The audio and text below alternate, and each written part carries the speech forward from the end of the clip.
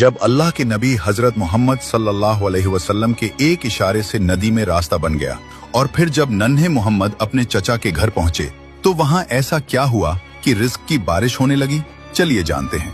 दादा अब्दुल मुत्तलिब के इंतकाल के बाद हमारे प्यारे नबी सल्लल्लाहु अलैहि वसल्लम अब अबू तालिब के घर उनकी निगरानी में पल रहे थे।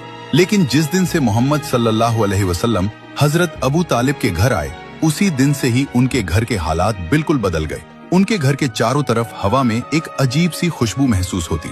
हमेशा उनके घर जो खाने में कमी रहती थी, नन्हे मोहम्मद सल्लल्लाहु अलैहि वसल्लम के साथ बैठकर खाने से उसमें बेशुमार बरकतें उतर आईं। अबू तालिब का घर जो बहुत ही तंगहाली में था, अब उनके घर में रिज्क की बारिश होने लगी। उनकी जमीन जो सूखी और बंजर थी, अब वो हरियाली से भर गई। अक्सर ऐसा होता कि दूध की मश्क आधी भरी होती, लेकिन जब नन्हे मोहम्मद सल्लल्लाहु अलैहि वसल्लम उसका सिर्फ एक घूंट पीते तो दूध की मश्क पूरी भर जाती और घर के सारे लोग पेट भरकर दूध पीते, फिर भी दूध पूरी तरह भरा रहता। बीवी पूछती, ये कैसा करिश्मा है, ये कैसा जादू है। हजरत अबू तालिब बोले, ये कोई करिश्मा नहीं, ये मेरे भतीजे मोहम्मद की बरकत है।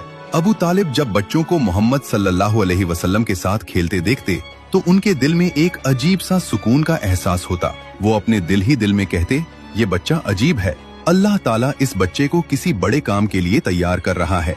वैसे तो दादा हजरत अब्दुल मुत्तलिब का साया उठ चुका था, लेकिन उनके इंतकाल से पहले की वसीयत पूरी हुई। अबू तालिब ने उस वक्त से हुजूर सल्लल्लाहु अलैहि वसल्लम को अपने बेटे की तरह पाला और उनके लिए अपना सब कुछ कुर्बान करने को तैयार थे। और इस तरह नन्हे मोहम्मद की परवरिश अबू तालिब के घर होती रही।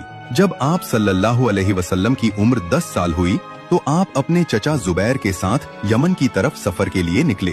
गर्म रेगिस्तान की हवाओं में काफिले के कदम धीरे धीरे यमन की तरफ बढ़ रहे थे, लेकिन रास्ते में एक अजीब वाकया हुआ। एक वादी में एक ऊंट लोगों को गुजरने से रोक रहा था। जब उस ऊंट ने आपको देखा तो अपना सीना जमीन पर रगड़ने लगा, तो आप अपने ऊंट से उतरकर उस ऊंट पर सवार हो गए और जब वादी के दूसरी तरफ पहुँचे तो आपने उस ऊंट को छोड़ दिया।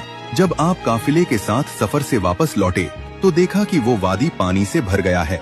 आपने काफिले वालों से कहा, सारे लोग मेरे पीछे पीछे आ जाओ। जब आपने उस वादी में अपना पहला कदम रखा तभी अल्लाह ताला ने अपना करिश्मा दिखाया और पानी को एक ही लम्हे में खुश्क कर दिया। हजरत मोहम्मद सल्लल्लाहु अलैहि वसल्लम और काफिले के लोग आसानी से वादी पार कर गए।